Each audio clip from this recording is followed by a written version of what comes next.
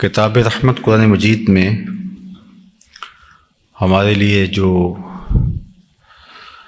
فلاح حاصل کرنے کی ترغیب موجود ہے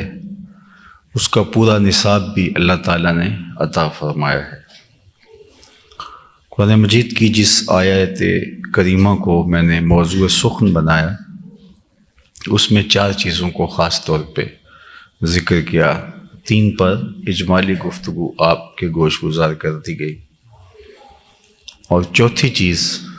جو کہ حصول فلاح کی ضمانت ہے وہ ہے وَجَاهِدُوا فِي سَبِيلِهِ، اس کی راہ میں جہاد کرو، لعلکم تفلحون، تاکہ تم فلاح کی منزل حاصل کر پاؤ، منزل فوز و فلاح تمہارا مقسوم ہو تو تم اس کی راہ میں جہاد کرو۔ جہاد فی سبیل اللہ کی ترغیب ہے، حکم ہے، اور جہاد اس امت کے لیے لازم قرار دیا گیا، فرض کیا گیا، قیامت تک جہاد جاری رہے گا۔ اور جہاد کا موضوع قرآن مجید میں، احادیث طیبہ میں ہمارے سامنے کثرت کے ساتھ رکھا گیا۔ شریعت نے جہاد اسلامی کے ہمارے سامنے خد و خال بھی واضح کیے ہیں، آداب بھی بیان کیے ہیں، اور اس کی صورتیں بھی بیان فرمائی ہیں۔ جہاد اللہ جل شانہ کی رضا کے حصول کے لیے شدید جد و جہد کا نام ہے، بھرپور محنت کا نام ہے، مقصد کو پانے کے لیے، مقصود حاصل کرنے کے لیے کوشش بلیغ جہاد کہلاتی ہے۔ اب اس پر علماء کرام نے جہاد کی مختلف صورتیں بیان فرمائی ہیں۔ ایک جو کفار کے ساتھ میدان جنگ میں کیا جاتا ہے اس کو جہاد بھی کہا جاتا ہے، اور شریعت اسلامیہ میں اس کے لیے قتال کا لفظ بھی استعمال ہوا ہے۔ فتنے کی سرکوبی کے لیے، اللہ کے دین کے غلبے کے لیے، کمزوروں کو، بیواؤں کو، بچوں کو، اپاہجوں کو، معاشرے کے پرامن لوگوں کو ظالموں کے ظلم سے، پنجہ استبداد سے،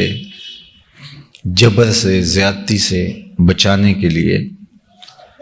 سیسا پلائی ہوئی دیوار بن جانا، اور اس کے لیے چاہے کوئی بھی قیمت ادا کرنی پڑے، جہاد کہلاتا ہے۔ غلبہ اسلام کے لیے، اسلام کو دیگر ادیان پر غالب کرنے کے لیے جو محنت، جد و جہد کی جاتی ہے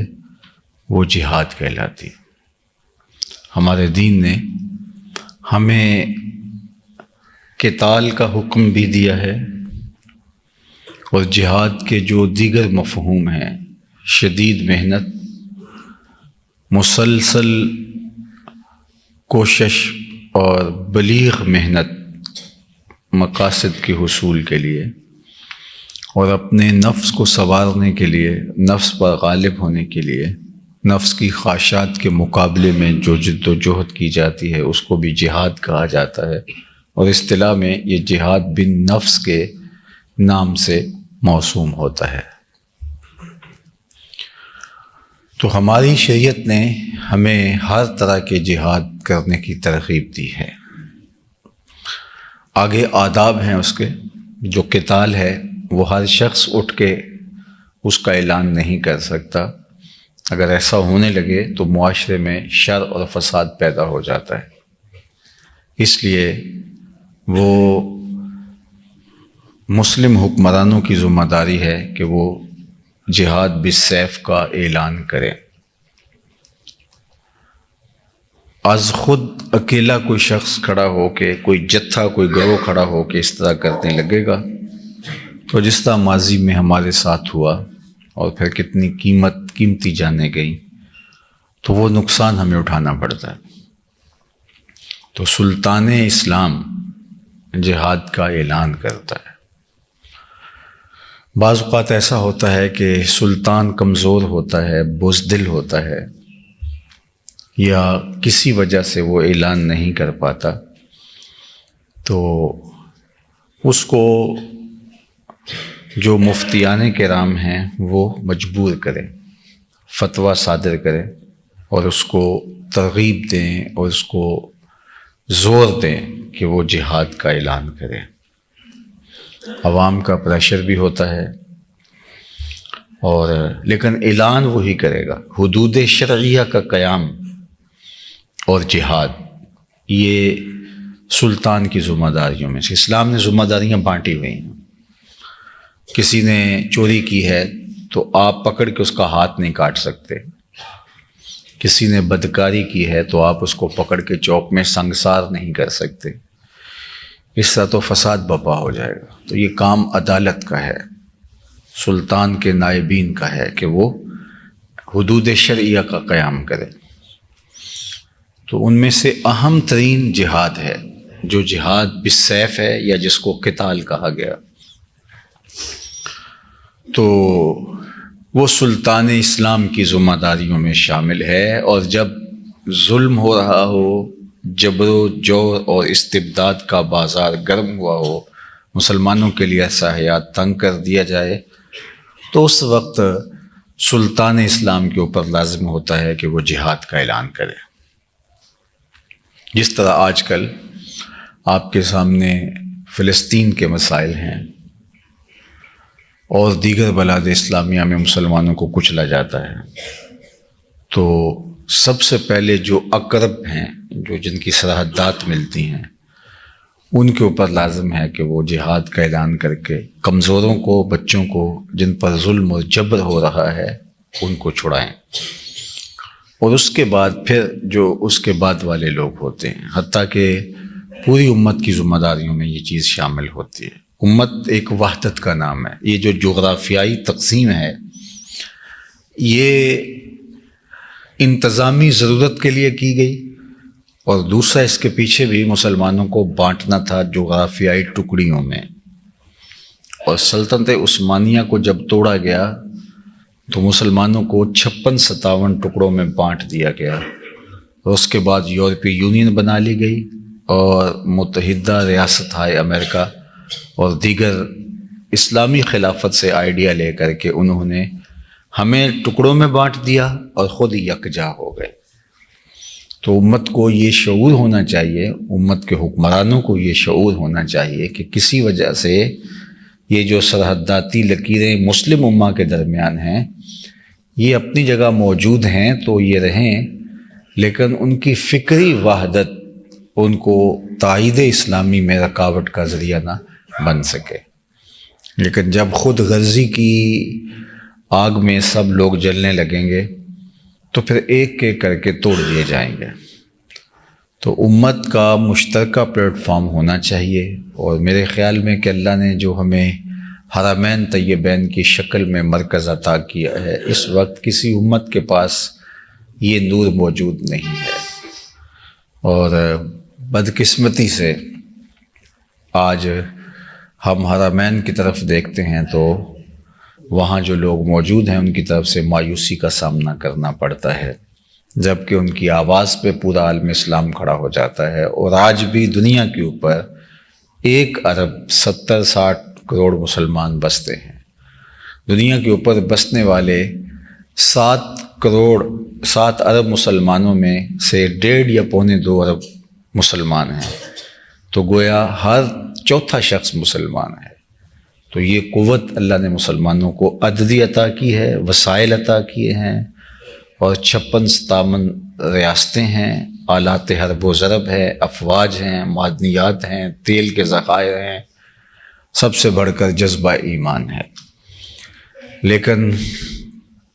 وہ اقبال نے کہا تھا، چمن میں رخت گل شبنم سے تر ہے، سمن ہے سبزہ ہے باد سحر ہے، مگر ہنگامہ ہو سکتا نہیں گرم، یہاں کا لالا بے سوز جگر ہے۔ تو یہ بات ذہن میں رکھیے کہ یہ معروضی حالات کیا ہیں، ان حالات کا تجزیہ کر کے سلطان اسلام اعلان جہاد کرے، اور پھر اس وقت تو باقاعدہ افواج موجود ہیں، لہٰذا جو عوام ہیں ان کی ذمہ داری ہے اپنی افواج کو سپورٹ کرنا۔ 56-57 اسلامی ملک کے جو عوام ہیں وہ اپنی اپنی افواج کو سپورٹ کریں، اور افواج کا مورال بلند ہو اور وہ آگے بڑھ کے دشمن کا مقابلہ کریں۔ لیکن آج ہم جہاں کھڑے ہیں تو یہ کسی سے مخفی نہیں ہے، یہ اب منبر و محراب کے، نصاب کے اور کتب کے موضوعات تو رہ گئے ہیں،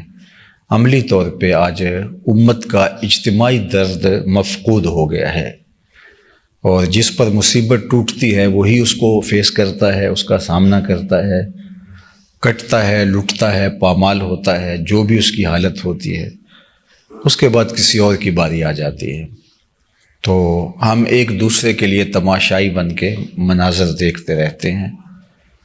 اور کفر جو ہے وہ باوجود انہوں نے اپنے آپ کو مذہب سے الگ کر لیا ہوا ہے، لیکن پھر بھی مذہب سے ان کا جڑاؤ ایسا ہے کہ وہ اپنے مسائل چٹکیوں میں حل کرتے ہیں۔ ہمارے سامنے مشرقی تیمور کا معاملہ سامنے ہے،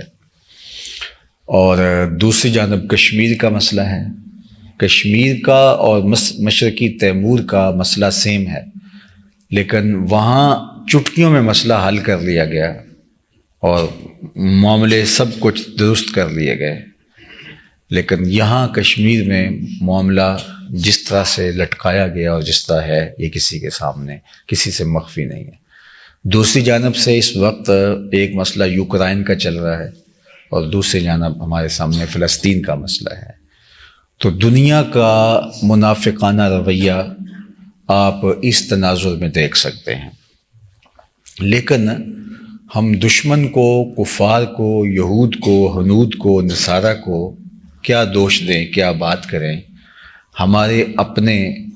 جو دعوے دار ہیں اسلام کی قیادت کے، ان کا رویہ ایسا ہے کہ اس پر ایک نہیں ہزاروں سوالیہ نشان اٹھ رہے ہیں، لیکن انہیں غرض نہیں ہے۔ آج کی دنیا میں، آج کی تاریخ میں لوگ اپنی معیشت کا پہلے سوچتے ہیں۔ انفرادی طور پہ کوئی شخص اپنی معیشت کا سوچے اور اقدار کو پامال کر دے، یا کوئی ملک اور ملت اپنی معیشت کو اقدار پر ترجیح دے، تو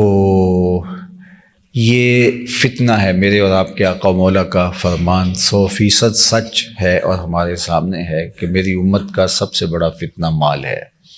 تو مال کی وجہ سے اقدار بھی پیچھے چلی جائیں گی۔ اس میں کوئی شک نہیں ہے کہ اس دور میں معیشت کا بہتر ہونا بہت سارے مسائل کا حل ہے، اس لیے اس نیت کے ساتھ معیشت کو مضبوط کیا جائے کہ ہم اپنے اقدار کی بھی اس سے حفاظت کر سکیں گے اور کمزور کو لوگوں کی، امت کی مدد بھی کر سکیں گے، تو اس میں تو کسی کو کوئی پریشانی نہیں ہونی چاہیے۔ لیکن معیشت کی بہتری، عیش و عشرت کے سامان زیادہ کرنے کے لیے اور زندگی کو پر آسائش اور زندگی کو پرتعیش بنانے کے لیے ہو، اور دوسری جانب سلگتے امت کے مسائل جو ہیں وہ ثانوی حیثیت اختیار کر جائیں، تو پھر یہ کوئی دلیل نہیں ہے جی معیشت مضبوط ہوگی تو یہ ہوگا، تو یہ پھر محض ایک کہانی رہ جاتی ہے اور دنیا کے سامنے۔ دوسری بات یہ ہے کہ آج کل ایک بہت بڑا مسئلہ چل رہا ہے، اور اس میں بڑے بڑے لوگ اس رو میں بہہ گئے کہ اسلام نے دفاعی جنگ لڑی ہیں، جتنی جنگیں لڑی ہیں دفاعی جنگیں ہیں، باقاعدہ حملہ نہیں کیا ہے۔ تو یہ اس طرح سے آج کل کے بہت سارے لکھنے والے اس موضوع پہ لکھ رہے ہیں۔ ابھی میں راستے میں دیکھ رہا تھا ایک شخص کا مضمون، اور مجھے لگا کہ یہ کوئی شخص کافی پڑھا لکھا ہے جو بات کر رہا ہے، لیکن اتنا سکم کیوں ہے؟ تو جب میں آخر میں جا کے دیکھا تو وہ انڈیا کا رہنے والا مفکر تھا، اور ظاہر ہے کہ وہ اس کے علاوہ کچھ لکھ نہیں سکتا، چونکہ جو آپ کے معروضی حالات ہوتے ہیں، آپ کے سوچنے اور کہنے کی چیزیں بھی جو ہے وہ اس کے دائرے میں ہوتی ہیں۔ تو اسلام نے جو ہمیں جہاد کا حکم دیا ہے یہ بات ذہن میں رکھیے کہ جہاد فی نفس ہی قبح ہے، تمام فقہا نے لکھا ہے، یعنی جہاد لڑنا، قتال، قتل و غارت، خون بہانا، یہ کوئی اچھی بات نہیں ہے۔ یعنی قتال فی نفس ہی، یعنی قتال کو قتال کے ہی معنی میں لیا جائے تو یہ برا ہے، لیکن قتال کا مقصد الہی کلمت الحق اور فتنے کو ختم کرنا ہو تو پھر یہ حسن بن جاتا ہے۔ اس کی مثال یہ ہے کہ پیٹ چیرنا یا جسم کے کوئی عضو کو چیرنا، یہ اگر کوئی اس پہ خنجر مارے، کوئی چھری اور چاقو سے حملہ کرے تو یہ قبح ہی ہوگا،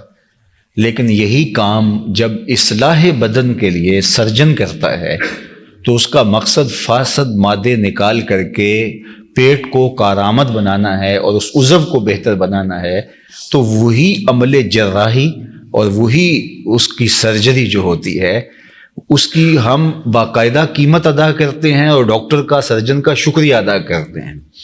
تو یہ جہاد بھی ایک سرجری ہے، تو فی نفس سے ہی یہ قبح ہے۔ کسی کو قتل کرنا،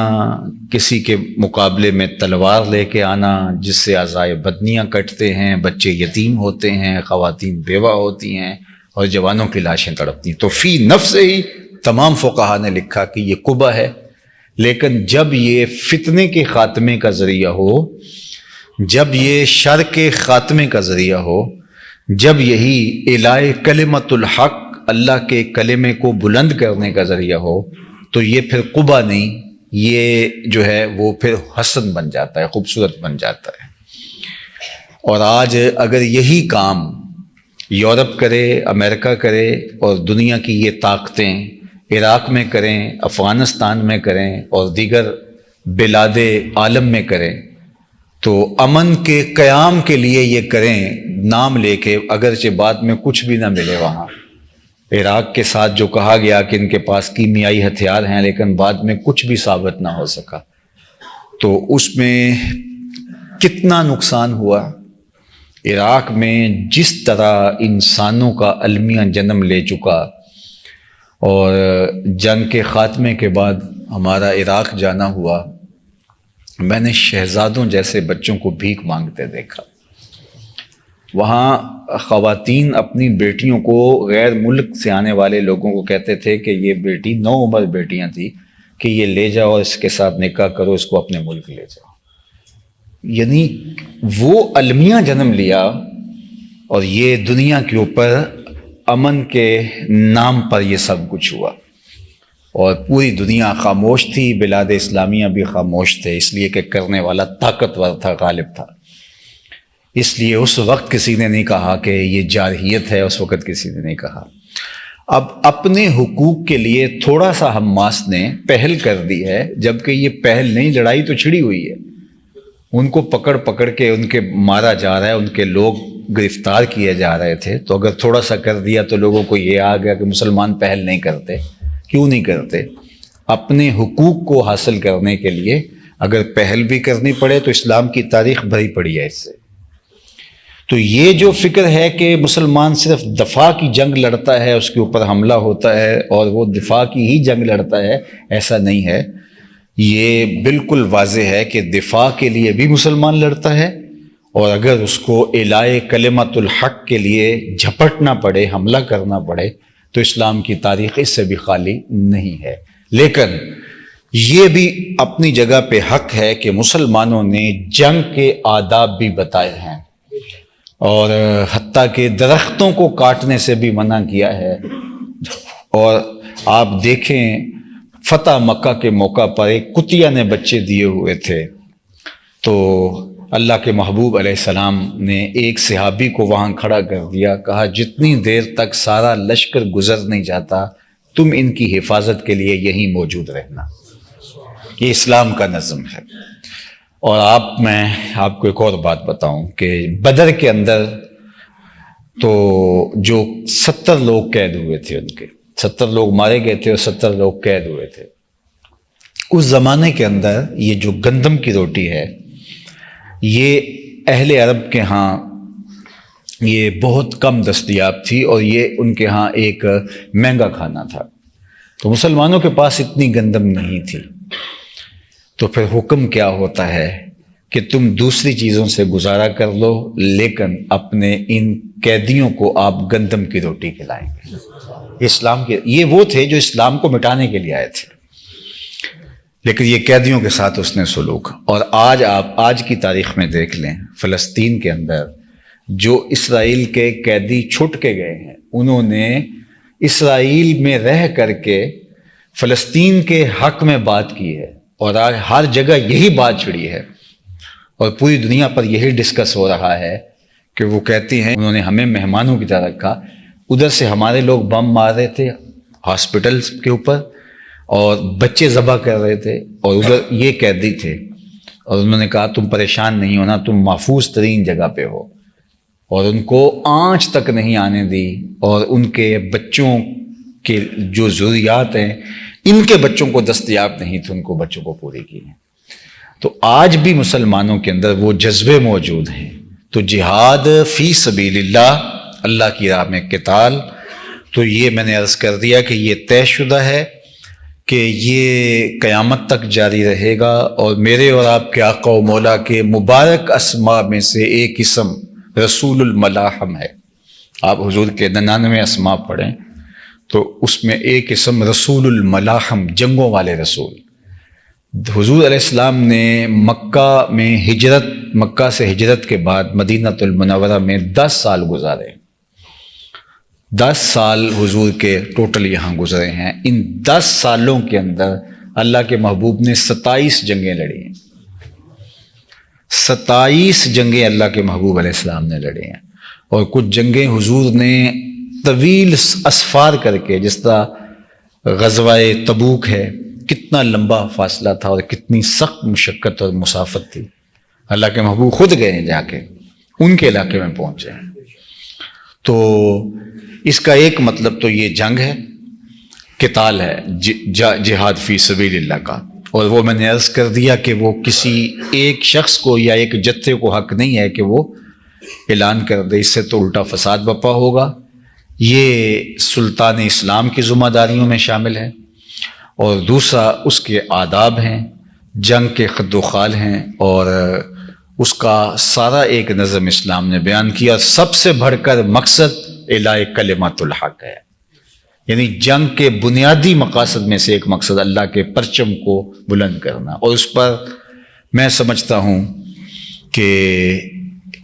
اللہ کے محبوب علیہ الصلوۃ والسلام کی یہ حدیث قول فیصل ہے کہ آقا کریم علیہ الصلوۃ والسلام کی خدمت میں ایک صحابی عرض گزار ہوتے ہیں کہ اے اللہ کے پیارے محبوب، ایک شخص لڑائی کرتا ہے، راہ خدا میں جہاد کرتا ہے، حتیٰ کہ شہید ہو جاتا ہے، اور اس کے دل میں یہ تھا کہ چلو اس سے مجھے شہرت اور ناموری بھی مل جائے گی،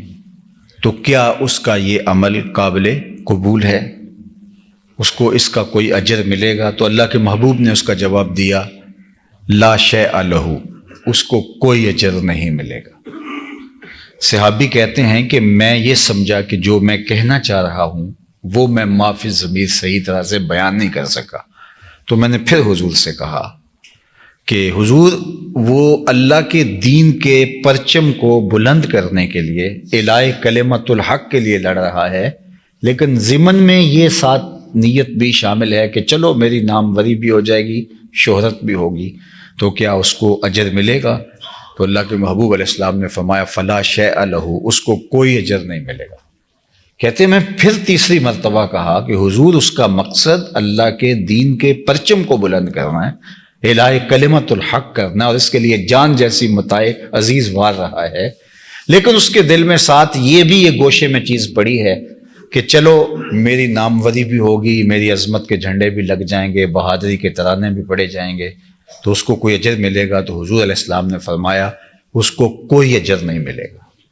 کہتے میں نے پھر چوتھی مرتبہ کہا، میں سمجھ رہا تھا کہ میں جو کہنا چاہ رہا ہوں شاید میں حضور سے عرض نہیں کر پا رہا، تو جب میں نے پھر حضور سے عرض کیا تو اللہ کے محبوب علیہ السلام نے پھر فرمایا کہ اس کو کوئی اجر نہیں ملے گا، اور سنو کہ اللہ طیب ہے اور اسی عمل کو قبول کرتا ہے جو محض اس کے لیے کیا جائے.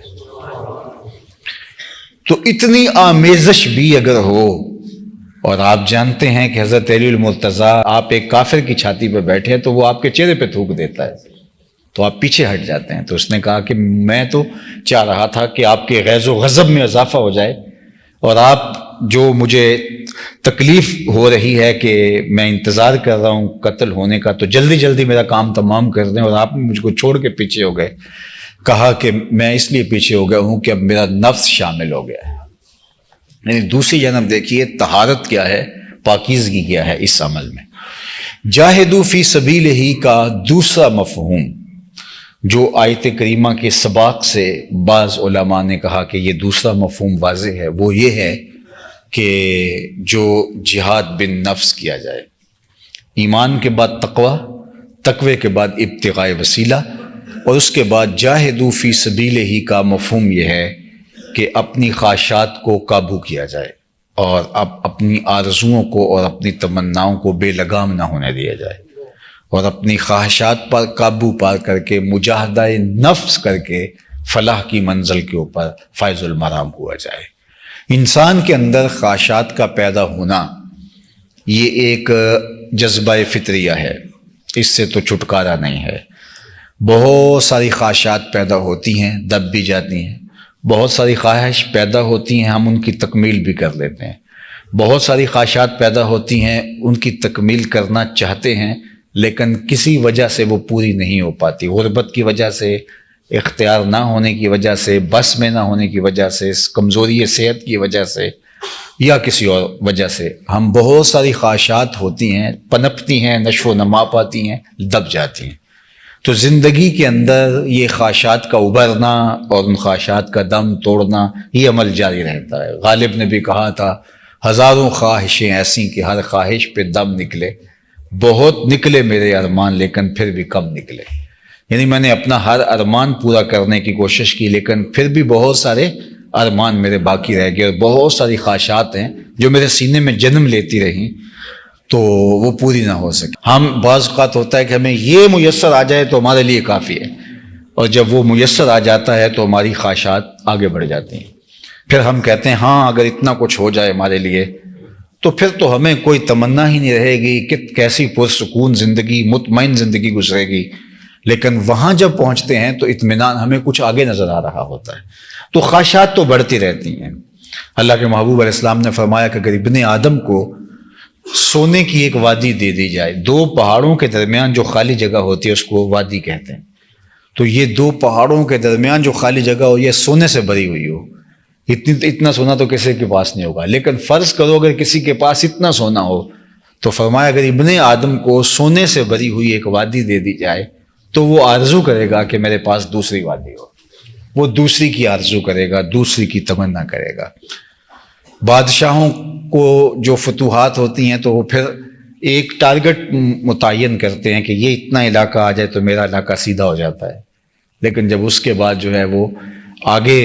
ان کی خواہشات بڑھتی ہے تو شیخ سعدی فرماتے ہیں کہ آخری سانس تک ان کی خواہشات دم نہیں توڑتی. جو ہے وہ دم ٹوٹ جاتا ہے لیکن خواہشات نہیں ٹوٹتی اور وہ آگے ہی بڑھتے چلے جاتے ہیں. تو یہ انسانی فطرت ہے، اس کی خواہشات بڑھتی رہتی ہیں.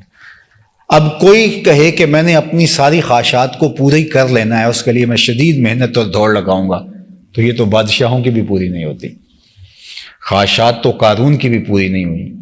فرعون کی بھی، نمرود کی بھی، حامان کی بھی، صفتت کی بھی، نفد نون کی بھی. یہ جو بڑے بڑے لوگ تھے، جو بڑے بڑے جابر اور بڑے دنیا کے حکمران ہوئے ہیں، خواہشات اور تمنائیں تو ان کی بھی پوری نہیں ہوتی. وہ جس طرح کی بھی خواہشات ہوں، جنسی خواہشات ہوں، ذہنی خواہشات ہوں، قلبی خواہشات ہوں، خواہشات کا کوئی بھی رخ اور صورت ہو تو وہ تقبیل پذیر نہیں ہوتا. تو پھر اس کا حل کیا ہے کہ جائز خواہشات کو راستہ دیا جائے، ناجائز خواہشات کو روک دیا جائے، اور جو جائز خواہشات ہیں وہ بھی آپ کی ساری پوری نہیں ہوں گی. تو پھر اس کا تیسرا حل کیا ہے کہ اپنی خواہشات کے آگے بند باندھا جائے. اس کو ضبط نفس کہتے ہیں، اور شریعت اسلامیہ نے ہمیں ضبط نفس کے بہت سارے طریقے دیے ہیں۔ اس میں ایک روزہ ہے، روزہ ایک مشق ہے ہماری، ہونے کے باوجود چھوڑ دینا تاکہ ہماری مشق ہو، اور یہ ہمیں ترغیب دی گئی ہے۔ اور بہت ساری ایسی چیزیں ہوتی ہیں اللہ کی طرف سے ہماری تربیت ہوتی ہے کہ ہماری منصوبہ بندی کے باوجود ہمیں حاصل نہیں ہو پاتی۔ سیدنا علی المرتضیٰ فرماتے ہیں مجھے اپنے ارادوں کی شکست سے رب کی معرفت حاصل ہوئی ہے، کہ بعض کا کوئی چیز بالکل آسان ہدف ہوتا ہے لیکن نہیں مل پاتی، تو یہ اللہ کی طرف سے تربیت ہوتی ہے۔ تو ضبط نفس کرنا اور اپنی خواہشات کو دبانا اور اللہ کی طرف رجوع کرنا، یہ وہ چیزیں ہیں کہ جو چیزیں آپ کو آپ کی تربیت کرتی ہیں، اور یہ اللہ تعالیٰ کی طرف سے فلاح کی منزل کے حصول کا سبب اور ذریعہ ہے۔ بہت سارے ہدف رہ جاتے ہیں انسان جب خواہشات کے پیچھے لگ جاتا ہے، یہ کر لوں تو یہ کروں گا، اور وہ کر ہی نہیں پاتا، اور وہ مقصود اس کے ہاتھ سے۔ میں نے تو یہ بھی دیکھا ہے کہ کچھ لوگ کہتے ہیں یہ کر لوں تو پھر نماز شروع کروں گا، وہ ساری زندگی نماز ہی شروع نہیں کر پاتے، باقی بڑے بڑے کام اور کارہائے نمایاں سر انجام دینا تو دور کی بات ہے۔ یعنی یہ بات